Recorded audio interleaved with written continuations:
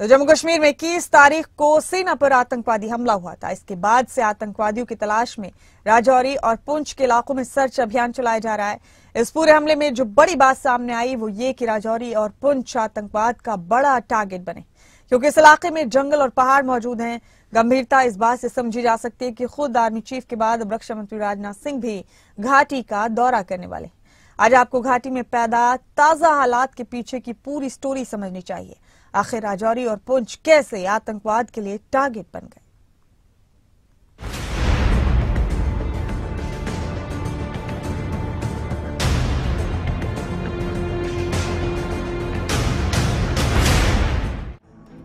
जम्मू कश्मीर के राजौरी में 21 दिसंबर को आतंकी हमले का जवाब भारतीय सेना कब और कैसे देगी, अभी इस सवाल का जवाब तलाशा ही जा रहा है। बीते कई दिन से फिलहाल राजौरी और पुंछ में भारतीय सेना का सबसे बड़ा तलाशी अभियान अभी भी जारी है। आज आपको बताएंगे कि कैसे घाटी में अब साउथ कश्मीर की जगह जम्मू सेक्टर आतंकवाद का नया टारगेट बन गया है। उससे पहले आपको नेशनल कॉन्फ्रेंस के नेता फारूक अब्दुल्ला का बयान सुनाते हैं, जिसमें वो पाकिस्तान को लेकर क्या कह रहे हैं, सुनिए। टॉर्चर से ताब न लाके वो इस दुनिया को छोड़ गए।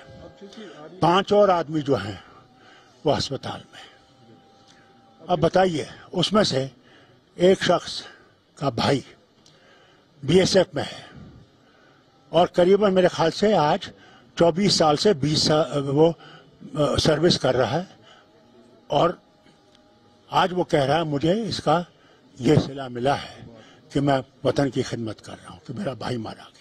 क्योंकि आर्मी चीफ की तरफ से इंस्ट्रक्शन शायद दी गई है कि उस ब्रिगेड को वहां से चेंज कर दिया गया, और उन्होंने आर्मी चीफ ने नॉर्दर्न कमांड को भी हटा दिया है, उसको भी ले गए यहाँ से, देहरादून की एकेडमी में उसको कर दिया है। उससे नहीं होगा, कॉम्पनसेशन देने से कुछ नहीं होगा, नौकरी देने से कुछ नहीं होगा। इसकी तहकीकात होनी चाहिए, ये क्यों हुआ। अगर कि वो नॉर्मल सी है, वो आतंकवाद से जुड़े नहीं हैं, उनको मारा जाए तो हम किस भारत में रह रहे हैं? क्या यह महात्मा गांधी का भारत है, जहां पे हम लोग ये समझते हैं कि हम लोग अमन और चैन से रह सकते हैं? आज नफरतें इतनी बढ़ाई गई हैं कि मुसलमान और हिंदू को ऐसा लगता है हम एक दूसरे के दुश्मन हैं। देखिए, मैंने हर बार ये कहा है, वाजपेयी जी ने जो कहा था कि दोस्त बदलाए जा सकते हैं, पड़ोसी बदलाए नहीं जा सकते। अगर हम पड़ोसियों के साथ दोस्ती में रहेंगे तो दोनों तरक्की करेंगे, अगर दुश्मनी में रहेंगे तो हम आगे नहीं बढ़ सकते इतनी तेजी से। कोई दो राय नहीं है कि धारा 370 हटने के बाद जम्मू कश्मीर में हालात बदले, लेकिन घाटी में आतंकवाद की जड़ें मिलने पर से सवाल उठे हैं। सवाल वहां की पॉलिटिकल पार्टी उठा रही हैं। दूसरी बात यह है कि इस सीजन में खासतौर से बर्फ गिरने से पहले पाकिस्तान की पूरी कोशिश होती है कि बड़ी संख्या में इन्फिल्ट्रेशन करा दे, लोगों को अपने भेज देता है, ताकि फिर जब बर्फ गिर जाती है तो 2 ढाई 3 महीने तक इन्फिल्ट्रेशन मुश्किल हो जाता है। नाली नाले पासेस जो होते हैं दो पहाड़ियों के बीच में, वो सब बंद हो जाते हैं बर्फ के कारण। तो वो हमें हर साल उनका ये चक्कर रहता है। राजौरी और पुंछ कैसे साल 2020 के बाद से आतंकी एक्टिविटी का नया टारगेट बन गया, वो भी अब देखिए। पुंछ के सुरनकोट इलाके में पिछले हफ्ते हुई घटना आतंकवाद के नए टारगेट का खुलासा करती है। ढेरा की गली और मुफलियाज के बीच हथियार मोड़ पर आतंकियों ने सेना की गाड़ियों पर घात लगाकर हमला किया। इस हमले में भारत के 4 जवान शहीद हो गए। जम्मू कश्मीर में इस साल आतंकी हमलों में करीब 125 लोगों की जान गई। इसमें से 40% आतंकी हमले इन्हीं 2 जिलों में हुई हैं। राजौरी और पुंछ सरकार के सामने नई चुनौती बनकर खड़े हैं। इन सब के बीच अब एक बड़ा सवाल खड़ा हो गया है, दक्षिण कश्मीर से आतंकी गतिविधियां पुंछ और राजौरी सेक्टर में क्यों शिफ्ट हो गई? उसमें ने कहा था कि 370 जंबार है आतंकवाद का। अब जम्मू कश्मीर में आतंकवाद खत्म हो जाएगा और तरक्की होगी।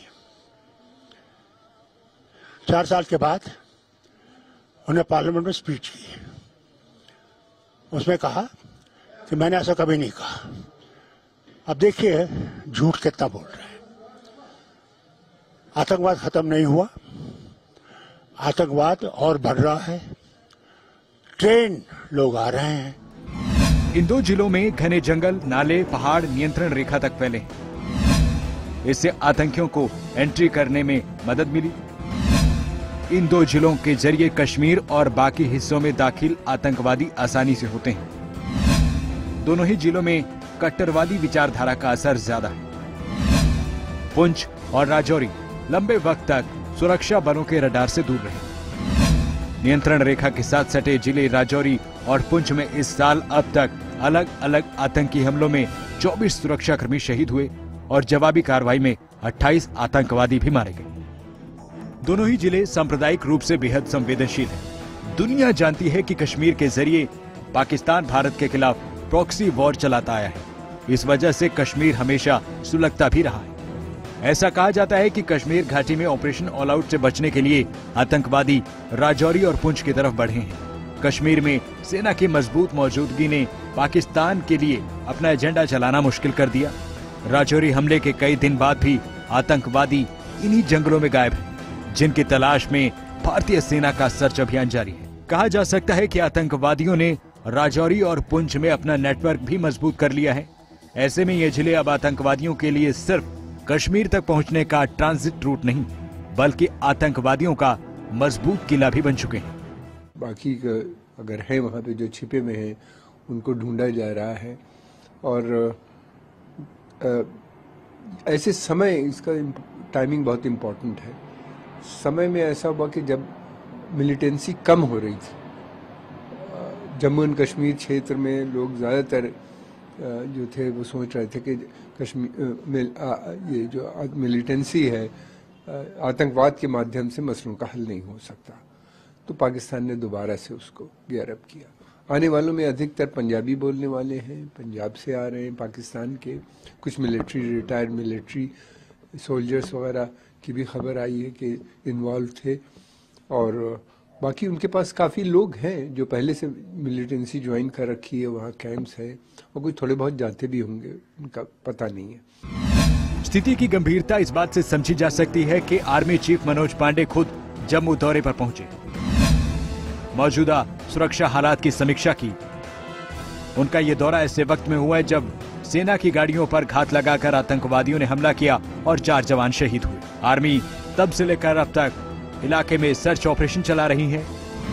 हालात को देखते हुए खुद रक्षा मंत्री राजनाथ सिंह भी घाटी पहुंच रहे हैं। जम्मू कश्मीर का राजौरी और पुंछ इलाका जंगलों से घिरा है। यही वजह है कि आतंकवादियों के लिए ये सॉफ्ट टारगेट है। वार कर आतंकवादी इन्हीं इलाकों में छुपने और फरार होने में कामयाब होते हैं। लेकिन सेना की तरफ से अब की बार इन आतंकवादियों को बिल से बाहर निकालकर मारने के लिए ऑपरेशन चलाया जा रहा है। ब्यूरो रिपोर्ट, खबरें अभी तक।